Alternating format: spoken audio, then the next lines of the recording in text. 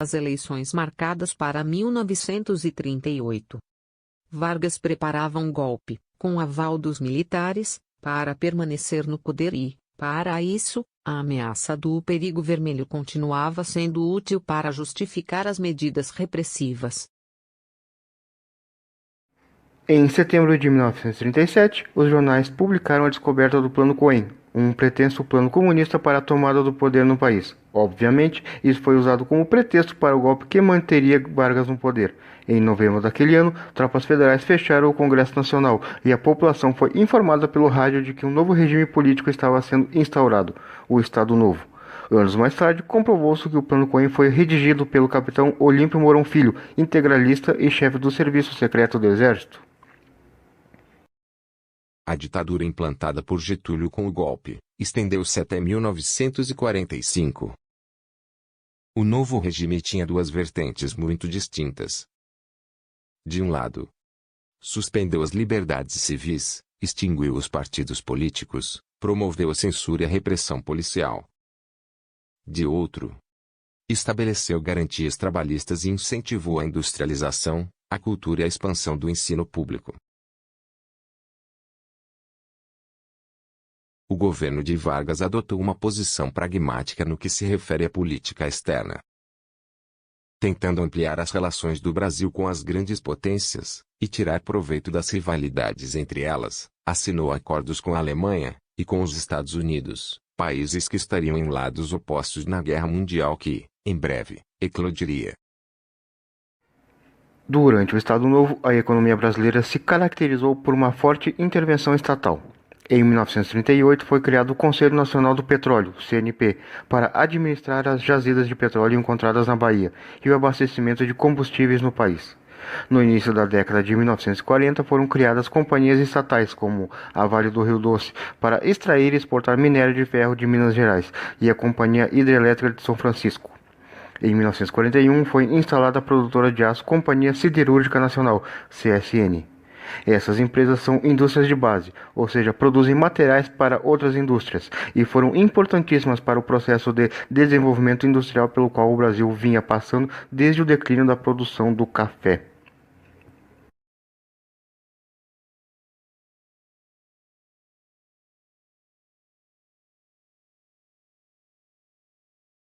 Devido ao acelerado desenvolvimento industrial, o movimento operário se tornou uma das preocupações centrais do Estado Novo. Foi por isso que foram criadas leis que colocavam os sindicatos sob controle do Estado, tais como a proibição da existência de mais de um sindicato por categoria profissional e o imposto sindical, que consistia em um percentual recolhido automaticamente uma vez por ano do salário do trabalhador e cujos valores eram repassados aos sindicatos, a outras entidades de classe e ao Ministério do Trabalho.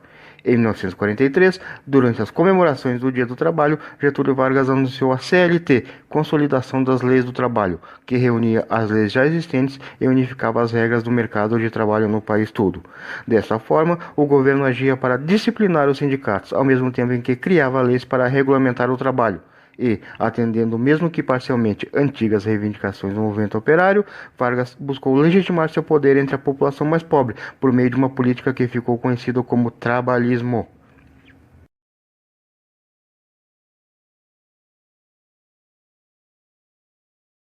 Direitos trabalhistas previstos na CLT de 1943.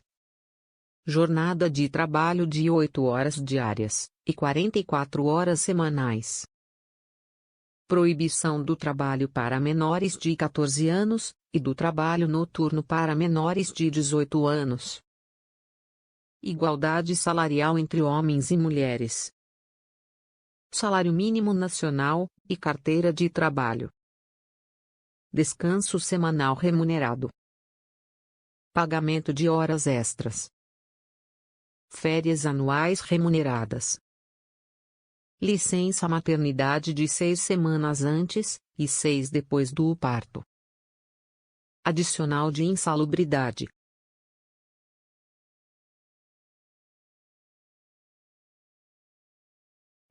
Se, por um lado, Vargas se aproximava das classes médias e populares urbanas e criava leis de proteção ao trabalho, por outro, reforçava o caráter autoritário do Estado Novo, com a criação de instituições encarregadas de reprimir a oposição e de enaltecer o Estado.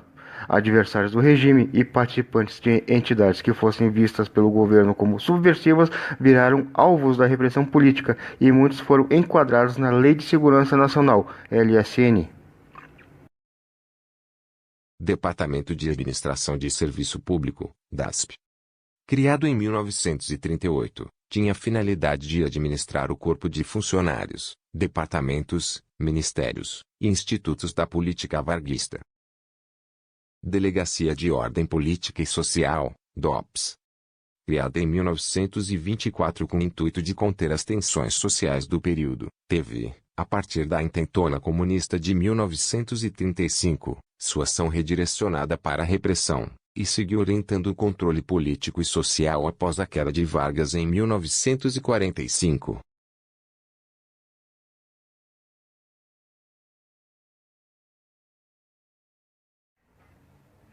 Embora seja um lado ainda pouco divulgado, o governo Vargas teve como característica uma forte repressão aos que a ele se opunham. Oficialmente, a ação policial tinha como objetivo mostrar para a população que o governo investia na atenção à estabilidade social e à segurança, mas existem inúmeros relatos de torturas, perseguições e assassinatos àqueles que ameaçavam a ordem do governo. Esta repressão era atribuição da Polícia do Distrito Federal, comandada por Filinto Miller, que era simpático ao nazismo, sobretudo a polícia política alemã da época, conhecida como Gestapo. Com a censura em ação, entretanto, foram raros os crimes do Estado que chegaram ao conhecimento da população. Não sei nada de Prestes. Tem certeza? Não! Juro que não. Eu não sei onde está. Ele mudou de esconderijo. Jordi! Caramba. Jordi! Você quer que ela saia deste país? Viva! A decisão é só sua. Eu não sei onde ele e sua mulher estão. Com o objetivo de difundir a ideologia do Estado Novo entre as camadas populares, o governo Vargas investiu em um conjunto de instrumentos de propaganda sobre si e o seu governo. O Departamento de Imprensa e Propaganda, o DIP, submetido diretamente ao presidente, tornou-se um dos órgãos mais poderosos do período. Foi criado em 1939 com o objetivo de tornar o Estado Novo popular e construir e manter a imagem de pai dos pobres do presidente, junto aos operários e à população em geral, através de campanhas que exaltavam a figura de Vargas. O DIP tinha como tarefas coordenar, orientar e centralizar as propagandas produzidas pelo governo ou empresas privadas, controlar as produções artísticas, implantar e dirigir o programa de radiodifusão oficial do Estado, organizar manifestações cívicas, festas patrióticas, exposições e concertos, produzir e distribuir cartilhas para a educação de crianças e jovens com a intenção de promover a ideologia de apoio ao regime e ao governo e censurar toda e qualquer crítica ao governo de Vargas. Por meio do Instituto Nacional de Cinema Educativo, INCE, e do DIP. O Estado Novo financiou, regulou e promoveu o cinema nacional como instrumento educativo, para auxiliar na difusão da imagem de um Brasil moderno, e do sentimento de brasilidade na população. As produções cinematográficas do período exaltavam o Brasil. Determinados personagens, grandes feitos e momentos da história nacional.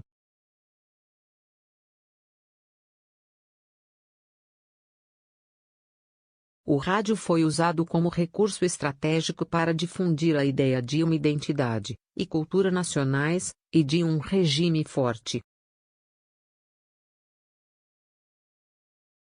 A Hora do Brasil era um programa de rádio que reunia a função de noticiário, com os principais comunicados do governo, e de diversão, com a presença de celebridades da música nacional. O programa popularizou o governo Vargas devido ao seu enorme sucesso na população.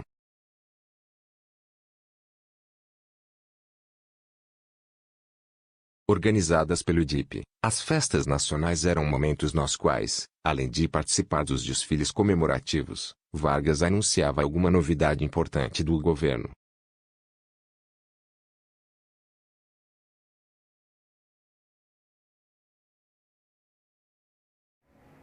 Os discursos governamentais pregavam a formação de um novo homem, para um novo regime político identificado com a ideia de fortalecimento da nação e com o sentimento de brasilidade. Com o Estado Novo, a construção de uma identidade nacional brasileira transformou-se em política de governo, com um processo no qual educação e cultura desempenharam um papel estratégico. A exaltação de um ideal nacionalista era útil à política centralizadora de Vargas, interessado em criar uma associação entre um líder forte, um brasileiro orgulhoso de sua identidade e um país integrado à modernidade. Mas esse propósito muitas vezes contrariou os interesses das elites regionais.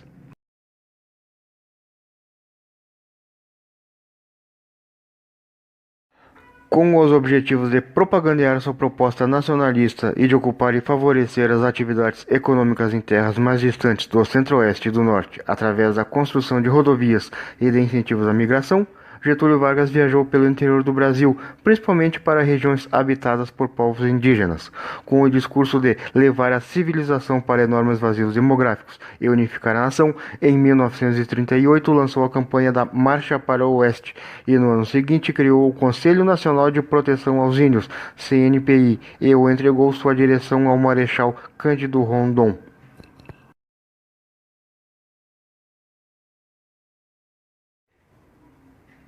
A política indigenista de Vargas colocava os povos indígenas como símbolos da brasilidade e afirma o objetivo de integrá-los à sociedade brasileira. Mas isso se materializava em uma política segundo a qual os povos indígenas deveriam viver de acordo com o direcionamento do Estado e a cultura dos não-índios.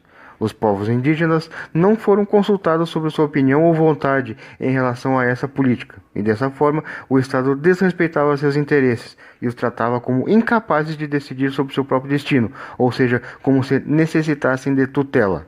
Alguns grupos colaboraram com o governo, mas a maioria rejeitou essa política.